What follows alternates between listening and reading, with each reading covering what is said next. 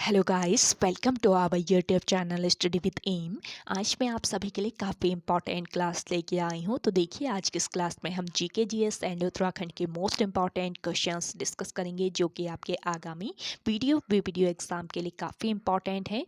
देखिए, इस सीरीज़ में आप सभी को एकदम यूनिक क्वेश्चंस प्रोवाइड किए जा रहे हैं। साथ ही साथ क्वेश्चन से रिलेटेड इंपॉर्टेंट फैक्ट्स भी आपको इस सीरीज़ में ही बताए जा रहे हैं, जो कि वीडियो एग्जाम के लिए काफ़ी हेल्पफुल रहने वाले हैं। तो आप सभी लोग हमारी सीरीज में स्टार्टिंग से लेकर एंड तक बने रहें।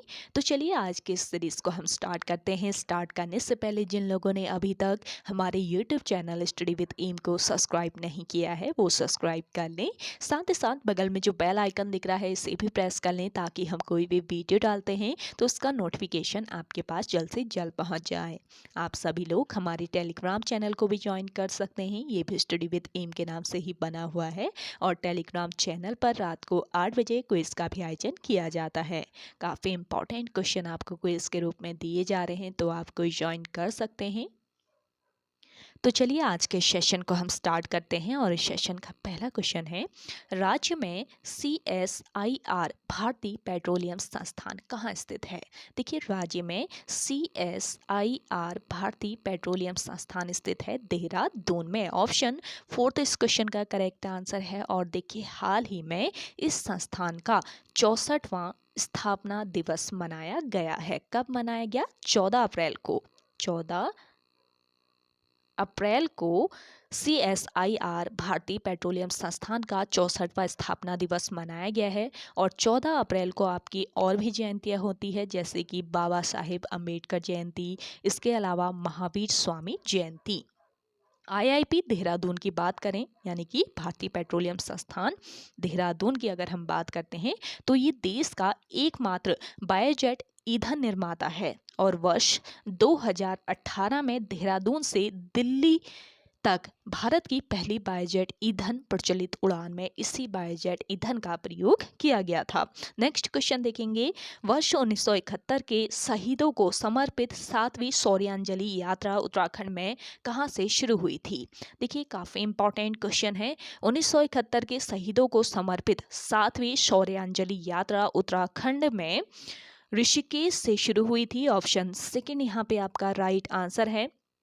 7वीं जो शौर्यांजलि यात्रा है, ये कहाँ से शुरू हुई थी? इसकी शुरुआत हुई थी ऋषिकेश से। इसके बाद यह यात्रा रुड़की, इसके अलावा हरिद्वार,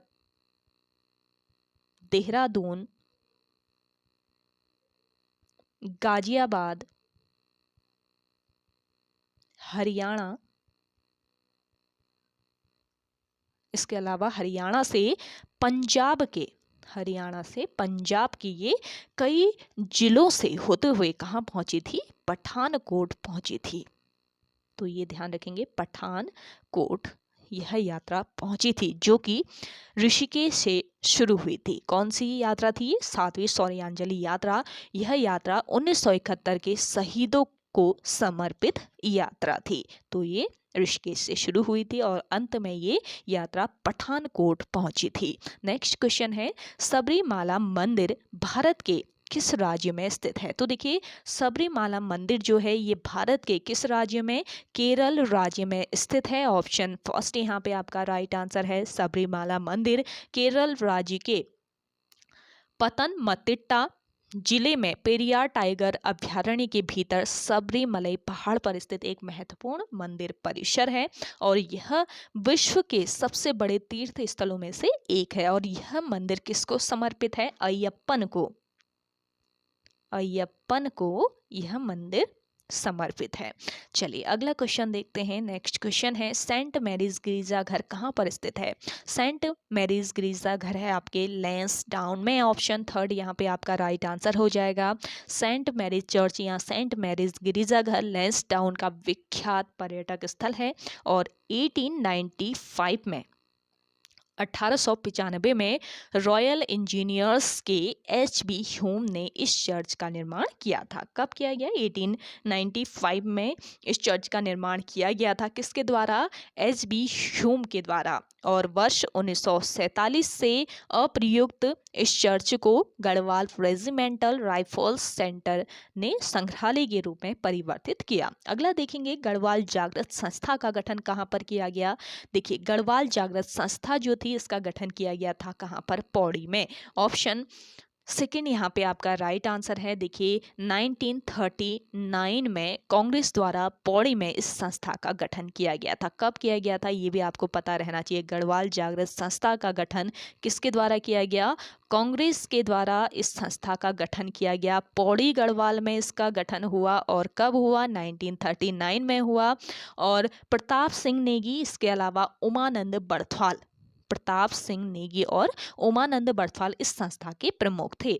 अगला क्वेश्चन देखेंगे, उत्तराखंड क्रांति दल के प्रथम अध्यक्ष कौन थे। देखिए, उत्तराखंड क्रांति दल यानी कि यूकेडी के प्रथम अध्यक्ष थे कौन, डीडी पंत। ऑप्शन सेकेंड यहाँ पे आपका राइट आंसर है। 24 और 25 जुलाई 1979 को मसूरी के सम्मेलन में उत्तराखंड क्रांति दल की स्थापना की गई थी। तो ये ध्यान रखना है, 24 और 25 जुलाई 1979 को मसूरी के सम्मेलन में उत्तराखंड क्रांति दल की स्थापना की गई। इसके प्रथम अध्यक्ष कौन बने, डॉक्टर देवी दत्त पंत यानी डीडी पंत थे। अगला क्वेश्चन देखेंगे, विश्व रेड क्रॉस दिवस कब मनाया जाता है। देखिए, विश्व रेड क्रॉस दिवस आपका मनाया जाता है 8 मई को। ऑप्शन फर्स्ट यहाँ पे आपका राइट आंसर है। विश्व रेड क्रॉस दिवस प्रति वर्ष 8 मई को मनाया जाता है और यह दिवस रेड क्रॉस के संस्थापक और शांति के लिए पहले नोबेल पुरस्कार विजेता जीन हेनरी ड्यूनेंट के जन्मदिन के उपलक्ष्य में मनाया जाता है। जीन हेनरी ड्यूनेंट, याद रखेंगे, इन्हें रेड क्रॉस का संस्थापक माना जाता है। ये रेड क्रॉस के संस्थापक है और शांति के लिए, पीस के लिए इन्हें नोबेल पुरस्कार से सम्मानित किया गया था। अगला क्वेश्चन देखेंगे, टडोबा अंधेरी टाइगर रिजर्व किस राज्य में स्थित है। तो देखिए, टडोबा अंधेरी टाइगर रिजर्व ये आपके हैं कहाँ पर, महाराष्ट्र में है। ऑप्शन सेकंड बिल्कुल राइट आंसर है।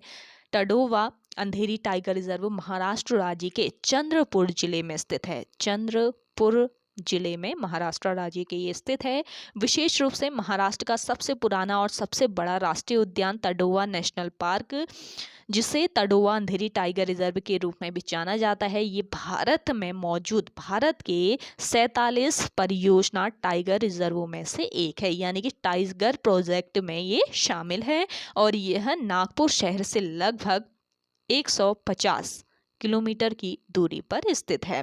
नेक्स्ट क्वेश्चन है आपका, एशियाई बैंक का मुख्यालय कहाँ पर स्थित है। ये आपका काफ़ी यूनिक क्वेश्चन है। एशियाई बैंक का मुख्यालय है मनीला में। ऑप्शन फर्स्ट बिल्कुल राइट आंसर है।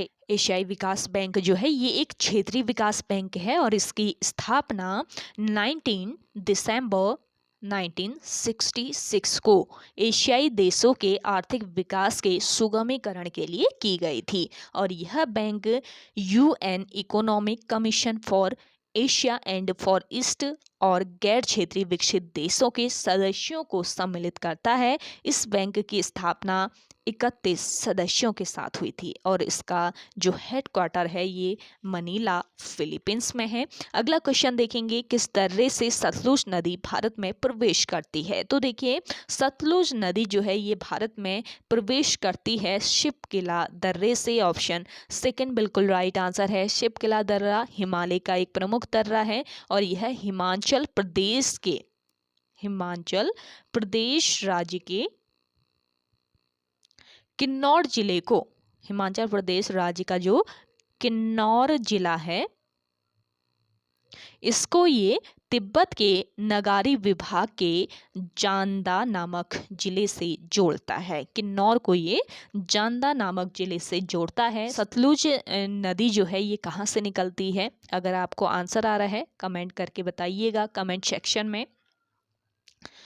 तो देखिए, सतलुज नदी जो है इसी दर्रे, शिपकिले दर्रे से होकर गुजरती है। सतलुज नदी इसी दर्रे के पास से ही तंग घाटी से गुजरकर तिब्बत से भारत में प्रवेश करती है और भारत का राष्ट्रीय राजमार्ग 5 जो है, भारत का नेशनल हाईवे नंबर 5 जो है ये सिपकिला तक जाता है। इस पॉइंट को भी आप ध्यान रखेंगे। सतलज नदी कहाँ से निकलती है? अगर आपको आंसर आता है तो कमेंट कीजिएगा।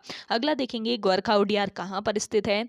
गोरखा उडियार है आपके कहाँ पर? चमोली में स्थित है। ऑप्शन थर्ड बिल्कुल राइट आंसर हो जाएगा। गोरखा उडियार या फिर गोरखा गुफा चमोली में किस नदी के किनारे स्थित है? अलकनंदा। अलकनंदा नदी के किनारे ये स्थित है। और किस गांव के पास स्थित है पूछा जा सकता है, तो डुंगरी गांव आप याद रखेंगे। चमोली जनपद में अलकनंदा नदी के किनारे डुंगरी गांव के पास यह गुफा स्थित है। इस गुफा से मानव, भेड़, बारहसिंगा, लोमड़ी आदि के रंगीन चित्र मिले हैं, जो कि लाखू गुफा के चित्रों से अधिक चटकदार है। लाखू गुफा कहाँ पर स्थित है?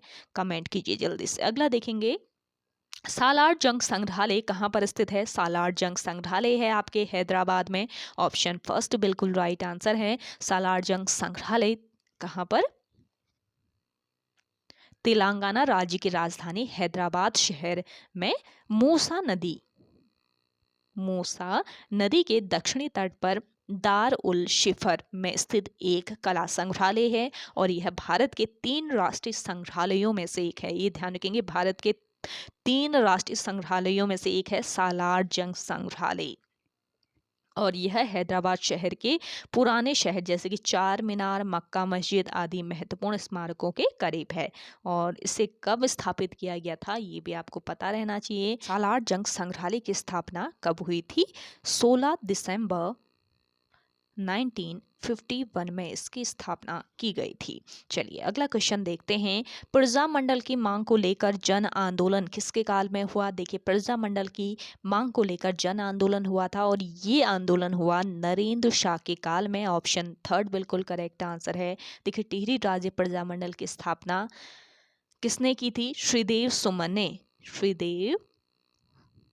सुमन ने प्रजामंडल की स्थापना की थी, टिहरी राज्य प्रजामंडल की। और जनवरी 1939 में देहरादून में टिहरी राज्य प्रजामंडल की स्थापना हुई थी। नरेंद्र शाह के शासनकाल में इसकी मांग में जन आंदोलन हुआ था। स्वतंत्रता आंदोलन एवं रियासत को समाप्त करने की मांग भी नरेंद्र शाह के काल में हुई थी। ये आपको याद रखना है। चलिए अगला क्वेश्चन देखेंगे। गढ़वाल मंडल की स्थापना कब की गई थी? गढ़वाल मंडल जो है इसकी स्थापना 1969 में की गई। देखिए, वर्ष 1969 यानी कि 1969 तक देहरादून को छोड़कर उत्तराखंड के सभी जिले कुमाऊं मंडल के अधीन थे। और वर्ष 1969 में गढ़वाल मंडल की स्थापना की गई, जिसका मुख्यालय पौड़ी बनाया गया था। पौड़ी गढ़वाल में इसका मुख्यालय बनाया गया। और इसके अलावा देखिए, वर्ष 1975 में देहरादून जिले को, जो कि मेरठ मंडल में सम्मिलित था, इसे गढ़वाल मंडल में सम्मिलित कर लिया गया वर्ष 1975 ईस्वी में। ये आपको याद रखना है। अगला क्वेश्चन देखेंगे। सकलाना विद्रोह कहाँ घटित हुआ था? देखिए, सकलाना जो रिवोल्ट हुआ था ये टिहरी गढ़वाल में हुआ था। ऑप्शन फर्स्ट यहाँ पे आपका राइट आंसर है। 10 जनवरी 1948 में नागेंद्र सकलानी के नेतृत्व में आंदोलनकारियों ने टिहरी कोट पर कब्जा कर लिया था। और इस आंदोलन में नागेंद्र सकलानी और मोलू राम की क्या हो गई थी? मृत्यु हो गई थी। चलिए अगला क्वेश्चन है आपका, प्रसिद्ध नोबेल पुरस्कार किस वर्ष प्रारंभ किया गया?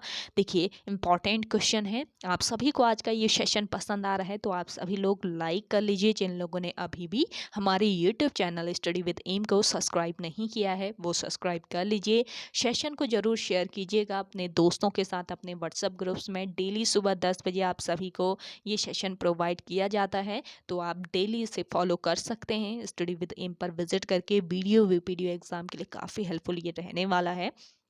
तो देखिए, नोबेल पुरस्कार प्रारंभ हुआ था वर्ष 1901 ईस्वी से नोबेल फाउंडेशन द्वारा स्वीडन के वैज्ञानिक एल्फ्रेड नोबेल की स्मृति में वर्ष 1901 में शुरू किया गया यह पुरस्कार है। ये ध्यान रखेंगे, नोबेल फाउंडेशन द्वारा शुरू किया गया। और देखिए, यह शांति, साहित्य, इसके अलावा रसायन, चिकित्सा विज्ञान और अर्थशास्त्र के क्षेत्र में विश्व का सर्वोच्च पुरस्कार है। ये ध्यान रखेंगे किस क्षेत्र में यह पुरस्कार दिया जाता है, ये भी याद रखना है।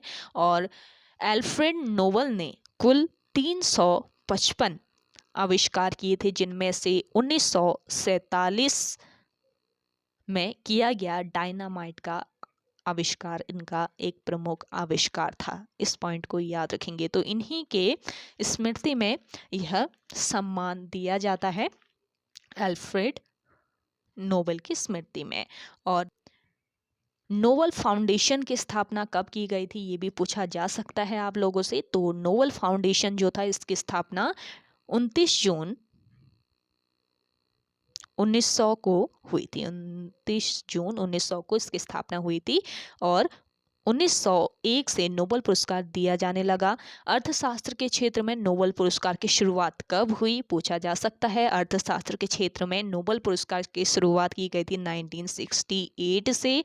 और पहला नोबेल शांति पुरस्कार कब दिया गया था, देखिए पहला नोबेल शांति पुरस्कार वर्ष 1901 ईस्वी में दिया गया। रेड क्रॉस के संस्थापक हेनरी ड्यूनेंट और फ्रेंच पीस सोसाइटी के संस्थापक फ्रेडरिक पेसी को संयुक्त रूप से यह पुरस्कार दिया गया था, पहला नोबेल शांति पुरस्कार। तो सभी पॉइंट आपके इंपॉर्टेंट हैं, इन पॉइंट्स को आप नोट डाउन कर लीजिए। अगला क्वेश्चन है आपका, किस भारतीय वास्तुकार को रॉयल गोल्ड मेडल 2022 पुरस्कार मिला। तो देखिए ये भारतीय वास्तुकार थे बालकृष्ण जोशी, जिन्हें रॉयल गोल्ड मेडल 2022 पुरस्कार मिला। देखिए 70 वर्षीय करियर और 100 से ज़्यादा परियोजनाओं के साथ 94 साल के बालकृष्ण जोशी ने बेहद अहम उपलब्धि हासिल की। और जो आपके बालकृष्ण जोशी हैं, इन्हें रॉयल गोल्ड मेडल 2022 मिला है, जो कि वास्तुकला के लिए दुनिया में सर्वोच्च सम्मानों में से एक है। अगला क्वेश्चन है, कुली बेगार आंदोलन कहाँ शुरू हुआ था। कुली बेगार आंदोलन शुरू हुआ बागेश्वर में। ऑप्शन फर्स्ट यहाँ पे आपका राइट आंसर है। चलिए अगला क्वेश्चन है आपका, विज्ञान के क्षेत्र में दिया जाने वाला कलिंग पुरस्कार किसके द्वारा प्रदान किया जाता है। विज्ञान के क्षेत्र में दिया जाता है कलिंग पुरस्कार, और ये किसके द्वारा प्रदान किया जाता है, यूनेस्को के द्वारा। ऑप्शन थर्ड बिल्कुल राइट आंसर है। कलिंग पुरस्कार विज्ञान संचार के क्षेत्र में किसी बड़े योगदान के लिए दिया जाता है, और यह पुरस्कार द्विवार्षिक है, यानी कि 2 वर्ष में यह पुरस्कार दिया जाता है। यह विश्व विज्ञान दिवस पर 10 नवंबर को विश्व विज्ञान दिवस होता है, तो इसी दिन यह पुरस्कार प्रदान किया जाता है। अगला क्वेश्चन है आपका, टिहरी गढ़वाल में ढांढक आंदोलन संबंधित था। देखिए टिहरी गढ़वाल में हुआ था ढांढक आंदोलन, और यह आंदोलक मजदूरों से संबंधित था। ऑप्शन सेकंड यहाँ पे आपका बिल्कुल करेक्ट आंसर है। तो ओके गाइज, आज के सेशन में इतना ही। आई होप आप सभी को आज का ये सेशन काफ़ी पसंद आया होगा। अगर आप सभी को आज का ये सेशन पसंद आता है तो इस सेशन को लाइक कीजिए, शेयर कीजिए। जिन लोगों ने अभी भी हमारे YouTube channel study with M को सब्सक्राइब नहीं किया है, वो सब्सक्राइब कर लें। तो चलिए मिलते हैं एक नेक्स्ट इंटरेस्टिंग वीडियोज़ के साथ, तब तक के लिए धन्यवाद।